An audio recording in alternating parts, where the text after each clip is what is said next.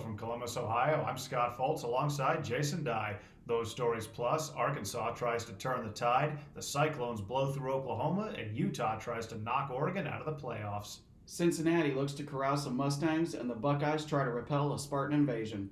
All that coming up after this. You're watching Sports Talk on CFC, so stick around.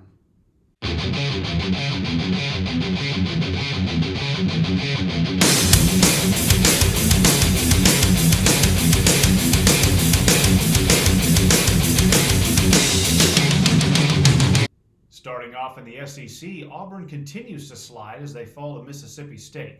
This one was a bit wider margin than you would thought, but still a close one.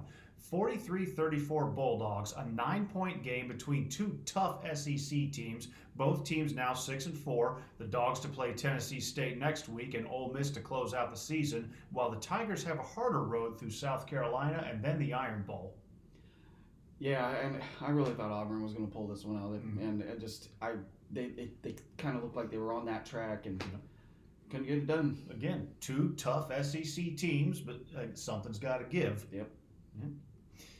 Well, you've been saying it all year, and nobody believes you, and now it's happened. Oklahoma is undefeated no more as Baylor came alive in the fourth quarter with 2 touchdowns and a field goal after a scoreless first quarter for both teams. The Sooners and Bears both coming up with 7 in the second and a Baylor field goal in the third. Oklahoma also finding the end zone in the fourth, but it wasn't enough. 27-14 Baylor. Finally. I've been saying it from week 2. Yep. I just really didn't think Oklahoma was all that. I said, you're going to get the meat in this schedule. You're going to come across Baylor, Iowa State, Oklahoma State.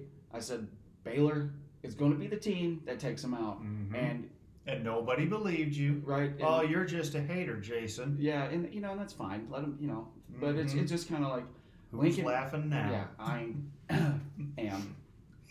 So it was just funny because anybody could see this coming. Oklahoma's defense wasn't very Apparently solid. not anybody. Yeah, Seems just you. Yeah, Oklahoma's defense not very solid. Offensively, they're putting up monstrous numbers with Caleb Williams. But if you don't have defense to back it up, especially against a team like Baylor, who surprisingly this year is kind of come into their own, you're going to get beat. And hats off to me. Love it. The battle for the Floyd of Rosendale trophy was a close one as Minnesota came into Iowa City and put up a fight. The Gophers scored first, kicking for 3, and the Hawkeyes answered shortly after. The second quarter saw each team cross the goal line once, and Minnesota added another 3 to take the lead over Iowa for the first time in 5 years, going into the half 13-10. Third quarter, the Hawkeyes scored another 7. The Gophers were forced to settle for 3, but the fourth quarter was where the action was. Iowa found the end zone first, but Minnesota hung on and got 6 of their own with 5.5 left to play. The Gophers went for 2 for the first time all year to try and tie it up at 24, but the pass was tipped, leaving the score 24-22. Iowa kicked another 3, adding to their lead, but Minnesota still had a chance. The Gophers went for it on 4th and 10 with 21 seconds remaining, got the first down, and spiked the ball with 12 seconds to go. Minnesota had time for one more play, but the Iowa defense forced a fumble in the backfield. The Gophers recovered, and the clock ran down. 27-22 Iowa, and Floyd will stay in Iowa City, but this was an amazing game. It was a game you would expect out of the Big Ten West. Not a real high-scoring game, but just that back and forth going. Yep. And it seemed like PJ Fleck probably could have managed this game a little better to beat Iowa, but Iowa's finding their stride again. So it's that's off to them. In a game that had everyone sit up and take notice, Ohio State ran over Purdue here in Columbus. The Buckeyes scored first, but Purdue answered quickly, tying it at 7. Ohio State scored twice more in the first, while the Boilermakers wouldn't score again until the second with a touchdown and a field goal, while Ohio State scored a touchdown and field goal of their own, along with 2 more touchdowns in the second quarter, going into halftime with a 45-17 lead. After the half, the Buckeye defense wasn't quite as successful, or the Boilermaker offense found a rhythm because Purdue outscored State in the third with 2 touchdowns to the Buckeyes' 1. Ohio State scored once more in the fourth and held Purdue scoreless for the quarter. The final score, 59-31 Buckeyes. it literally looked like Ohio State was going to score 100 points in this game in that first half. Mm-hmm. I mean, they were just C.J. Stroud, flawless. They did what they continue to do. Got Garrett Wilson back, exposed all the offensive weapons is what they needed to do. Mm-hmm. They did that. Now defensively, they were starting to get picked apart, and we started seeing right when you thought you had Purdue beat on 4th and 1 or whatever. They would convert. They would convert, or they would score. And I'm starting to get a little worried, but they continue to hang points. That's all that's important now. Obviously, big one with Michigan State this week. Mm-hmm. Speaking of this week, the Arkansas Razorbacks haven't had the best season, starting off well and hitting a 3-game losing streak before getting back on track, but will Alabama derail them once again? Well, Arkansas is they're playing with house money. They ain't got nothing to lose here. And, I really do believe the Arkansas defense is probably going to give Bryce Young a few fits here and there. Mm-hmm. And for Alabama, their passing attack is going to win the day. I just think they're going to be able to really throw on Arkansas here. But Bama D will keep the offense rolling in the right position, probably a lot of short field situations. Okay, so you think Bama's going to keep on winning? Yeah, and I think Arkansas starts off hot, early, but, as the game goes on, that Bama, that team, they're going to wear them down. I like Bama 37-20. All right. Oklahoma meets another tough challenge this week, fresh off their loss to Baylor, this time facing an Iowa State team that's had their share of ups and downs. They ran over Texas 2 weeks ago, but fell to Texas Tech last week after that amazing 62-yard field goal by the Red Raiders. Both teams are coming off a loss, so which one rebounds and which one falls farther? Iowa State, I think, even though they've had their ups and downs, I think they've got the tools to beat Oklahoma. And they smell blood in the water. Because you really don't know. You really don't know what Oklahoma's going to be this week. And what really, really stood out to me is that Oklahoma's only a 3.5-point favorite. Really. And to me, does Lincoln Riley, does he have the troops back together, ready to go and just forget last week and see if they can really take it to this Iowa State team? We're going to find out. But the key to that is you better just keep Williams as your quarterback. One quarterback. Yeah. Don't be bouncing back and forth between Spencer Rattler and all this other stuff. If you start doing that, I think Iowa State, they're preparing for that. If they do, I think if they just start bouncing back and forth, that it's game over. They'll lose their rhythm. Right. But I do believe that Oklahoma does win this game, though. You're picking the Sooners? If they stick with Williams throughout the entire game, Oklahoma wins this game. If they do not, I kind of feel Iowa State will take it. But you're thinking that they will stick with Williams. They'll stick with one quarterback. I think Lincoln Riley is just going to be like, look, I want one guy handling all the snaps, and we're going to rock it with Caleb Williams, like I said. But if they don't, but Iowa State, I think, is going to be a little tricky too defensively. I think they're going to be able to really give some fits to Oklahoma though. So I do like Oklahoma 31-28. All righty. Oregon is currently ranked 3rd in the playoffs after clawing their way back up following the loss to Stanford, and the Ducks show no signs of slowing down. But they're facing a Utah team that hasn't lost since October when they fell to Oregon State, the Beavers winning by 8 points. Will the Utes have better luck against the other Oregon team? Oregon this week, they have got to build on the tough offensive play that they showed last week with Diane Brown. No relation. The Ducks defense has got to keep the run game in check. I think that's really key for Oregon. For Utah, it stands with our offensive line. I think the battle in the trenches right there is really going to be the key for Utah in this game. And I think defensively for Utah, I think they're going to make some key plays against Oregon, maybe get a late turnover. And I think this is the game they've been waiting for. Mm-hmm. If you're Utah, this is the game you've been waiting for. You want your shot at Oregon. And right now, I like it. You think the Utes take this one? Yep. I think Utah upsets Oregon, knocks them out of the college football playoff. I like it 30-24 Utes. All right. Cincinnati's still on the outside looking in where the playoffs are concerned, and that has a lot of people, including us, crying foul. The 10-0 Bearcats take on SMU this weekend, and the Mustangs are 8-2 themselves, losing by a touchdown to Houston, then a field goal to Memphis, but they took down Central Florida last week. Does SMU have what it takes to bring down Cincinnati, or are the Bearcats playing with something to prove at this point? SMU has the best offense that Cincinnati Bearcat defense is going to be facing all year. I think, even better. I think maybe a little bit better, maybe similar to Notre Dame. SMU has got to find a way to stop Ritter in that running game with Ford. There's a lot. SMU has played a perfect game, but I think they are a. You think they're capable of doing that? I do. I think they can. Mm-hmm.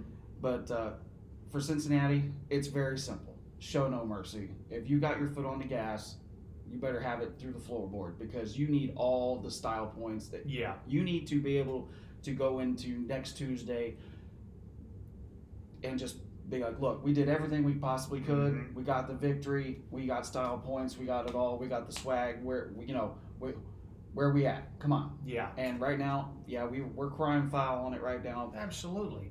But I still think this could be a close game, so I'm going to call it close. Mm-hmm. Cincinnati knows what they got to do. Show no mercy, but I do like Cincinnati 31-24.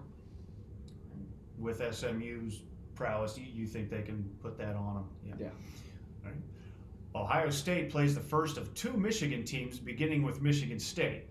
The Buckeyes will host the Spartans this week before traveling to Ann Arbor next week for the game. But the Buckeyes can't afford to look past Sparty. Michigan State beat their in-state rivals 3 weeks ago before falling themselves to Purdue. The Buckeyes have since beaten that Purdue team, but the Spartans are in no hurry to add to their loss column. A loss for either team at this point in the season would be devastating. Absolutely. The one thing is, Michigan State, their pass defense is the worst in the country. It is horrible, and I didn't even actually know that. I think with all the success that they've had, I never realized that, especially with Mel Tucker. The $95 million man, $96 million man, pay the man, let him live. Mm-hmm. I honestly thought that their pass defense would be better, and that's a big problem for Michigan State. These Ohio State receivers can get past you in a hurry. Yep. They can create space. I mean, they can beat you in all kinds of ways. And we have a quarterback in Ohio State that can pretty much put the ball anywhere on the field that he wants to. Pretty much. Yep. Michigan State, they got to get KW3, Kenneth Walker III. They got to get him. I just like KW3. It's awesome. He's fantastic. Oh, he's an amazing running back. He's in contention for the Heisman, mm-hmm. and rightfully so. Yeah, and they have to get that running game going now. One of Ohio State's strengths is run defense. So they'll need it. They're probably going to stack the box a lot here. But Michigan State, with Peyton Thorne, not really known for throwing the ball. They don't have big offensive receivers like Ohio State does. And I think Michigan State keeps it a 4-quarter game, honestly. I think it's going to be a good, hard-fought battle. You don't think this is going to be a runaway? No, I don't. Now, if Ohio State does continue to attack downfield with the passing game, mm-hmm. and they're just finding the spots, this could get ugly. But with Ohio State's defense, if Michigan State's able to find gaps mm-hmm. with that Ohio State defense, then I think it stays close. Now, I only say that going off what I saw at Purdue last week, where Purdue was able to convert third mm-hmm. and short, some 4th and 1s, and be able to continue to attack Ohio State's defense. For Ohio State, game plan is pretty simple here. Just keep throwing. Mm-hmm. Use every weapon. You've got the tight end. You got Travion at running back. You've got a plethora of wide receivers. Garrett Wilson, it was very simple to see how, when Garrett Wilson came back last week, how big of an impact he was right off the bat. So you're going to see a lot of that this week, I believe. With that, Ohio State just blends that tempo, quick strike offense. I think Ohio State's going to be really able to lull that Michigan State defense to sleep a little bit. Maybe get early with a little bit of runs, and then it just start throwing it. Mm-hmm. OSU for the defense, contain Kenneth Walker. Yeah. Get to Peyton Thorne. I think they have the talent in that front line to really get in there and disrupt some of that Michigan State timing here. So I do like Ohio State in this one, 40-31. All righty. There are some big coaching changes coming up, both for this year and next year. Jason, who's going where and when are they going? Well, the main one that I found very interesting was Virginia Tech. And Virginia Tech and Justin Fuente have agreed to part ways.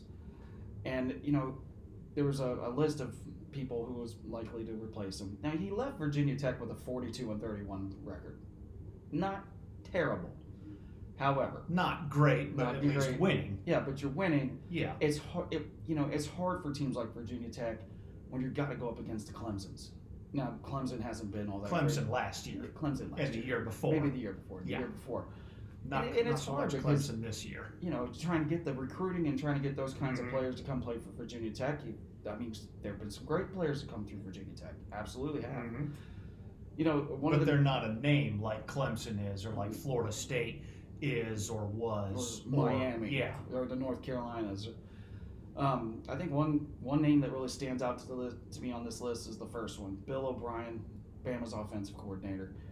He's obviously had NFL experience. He coached in college prior to that. I think Bill O'Brien, he was at Penn State, wasn't he? I'm pretty sure he was. I think, but to me, I really think Bill O'Brien would be a great fit at Virginia Tech. Billy Napier, Louisiana head coach, obviously that would be a huge step up for him. He's done great things with Louisiana. Same thing with Jamie Chadwell at Coastal Carolina, who's had a heck of a year this year. Yep, absolutely has. Bill Clark, the funny thing is I'm not really familiar with Bill Clark or UAB, so maybe this is a great thing for him. And then Tony Elliott, Clemson's offensive coordinator, I think he would, that another big pick. And Hugh Freeze at Liberty. Now, Hugh Freeze used to coach in the SEC, I believe. That's a name that I haven't seen for a long, long time. And then kind of going back to Oklahoma, Lincoln Riley has downplayed the interest in the job and the LSU job. So take that for what it is. But usually when a coach downplays it, he's putting it down and pushing it down, which means he's thinking about it, but he doesn't want to make that the story right now. He doesn't want to be a distraction. Yeah. Look, a bunch of these head coaches, James Franklin, Lincoln Riley, a bunch of these guys across the country just saw Mel Tucker get paid. Yeah. They want the money. Yep.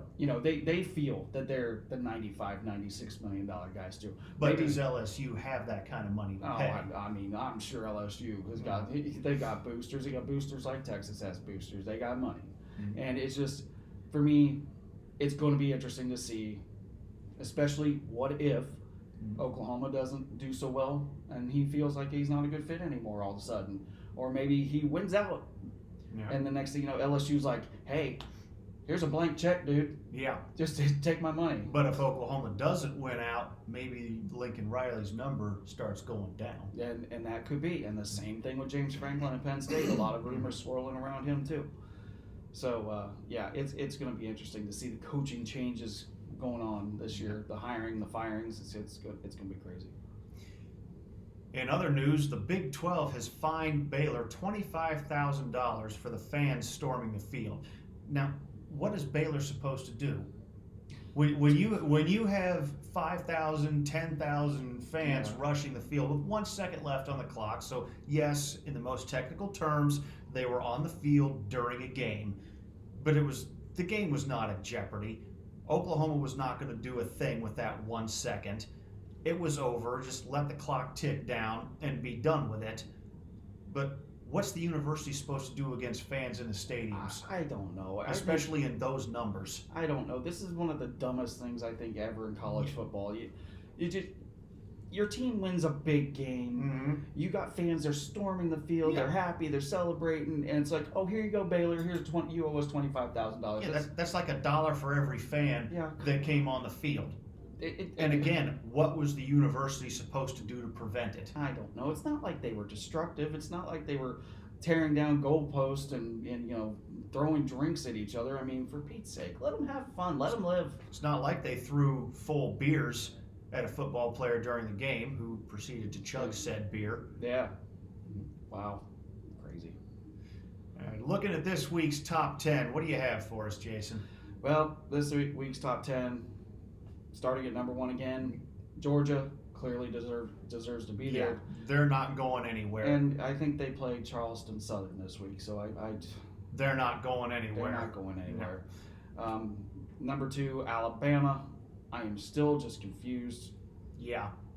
I don't even know what to say. I mean, they play Arkansas this week. At least Arkansas is ranked. Yeah, they played New Mexico State last week. Had to throw that one in there. Mm-hmm. I don't understand this. I can't. Number 3, Oregon. We just talked about that. They play Utah, and I'm predicting a change here. I'm really That may stay, it may not, but you think it's going to go. I think it's going to go. I think if Utah beats Oregon, well, clearly they're out of it. Absolutely. Yeah. 4, the Ohio State University. Big game against Michigan State. Mm-hmm. Keep winning. Of course, you got the game next week, so Yep. it's going to good 2 weeks. Even if you're not a fan of Ohio State, watch the games. Yeah. You're going to be entertained. On the outside looking in, of course, poor Cincinnati. Yep. Just keep swinging, Fickle. Mm-hmm. Keep swinging. Number 6, them. I'm starting already. I can't help it. Them. Michigan. Yeah, okay. I was called by the proper name here. Yeah. And then number 7, Michigan State. Obviously, they beat Ohio State. They'll move up. They'll move up. Yep. Number 8, Notre Dame. I don't know who Notre Dame plays this week. Neither do I. Yeah. Number 9, Oklahoma State. And finishing out the top 10, making their way back into the top 10, Wake Forest. Yep. ACC coming back into the top 10. Question is, will they remain there? Gosh, the ACC so wishy-washy, Up and down, left and right. Wake Forest is the top team in the ACC, and I don't see that changing. But I don't know if Wake Forest will hang on to the top 10. Yeah, and I'll tell you what. Speaking of the ACC, I mean, did you catch any of the Louisville Duke game last night? No, I didn't. Okay, so Louisville, that kid, I can't remember his name. I watched a little bit of this game and I saw the final score. Louisville hung 62 on Duke last night. 62-22 was the final. And I guess this kid was just electric. And I can't remember his name, so I'm sorry if you happen to be watching this, which you probably are not, but it's okay. But yeah, I mean, Louisville, maybe next year. Maybe next year Louisville comes knocking. Possibly. All right, that's it for us this week. Join us again next week for Rivalry Week as we break down the biggest games of the year. You've been watching Sports Talk on CFC. We'll see you next time.